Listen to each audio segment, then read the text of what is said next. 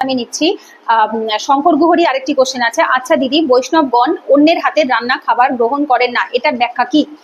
অন্যের হাতের রান্না খাবার নয়, এরকম ব্যাপারটা নয়। বিষয়টা হচ্ছে বৈষ্ণবগণ কোনো আমিষ ভোজির হাতের রান্না গ্রহণ করেন না, কিন্তু বৈষ্ণবগণ যদি কোনো বৈষ্ণবগণের বাড়িতে আসে, সেখানে যদি ভগবানের প্রসাদ থাকে, তখন তারা অবশ্যই গ্রহণ করে। বৈষ্ণবগণ যাদের দীক্ষা হয়ে যায় তারা সম্পূর্ণ প্রসাদ ভোজি হয়। মানে আমরা প্রসাদ ছাড়া, যাদের না আমরা ভেজিটেরিয়ান না আমরা নন ভেজিটেরিয়ান, উই আর প্রসাদিটেরিয়ান, মানে আমরা ভগবানকে ভোগ নিবেদন করে আমরা প্রসাদ গ্রহণ করি। তো যে খাবারটা ভগবানকে দেওয়া হয়নি সেই খাবারটা আমরা কখনোই খাই না।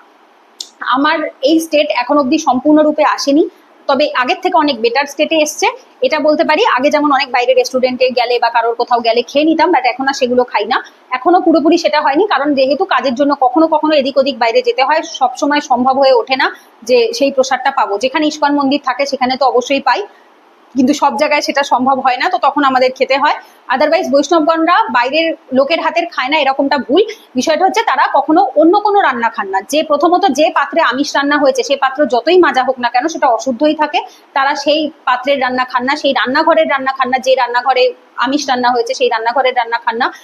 এবং ভগবানকে যেটা ভোগ লাগানো হয়নি, যদি পুরোপুরি শুদ্ধ নিরামিষও হয় অথচ ভগবানকে ভোগ লাগানো হয়নি, তাহলে সেই খাবারটাও তারা খান না। তো তারা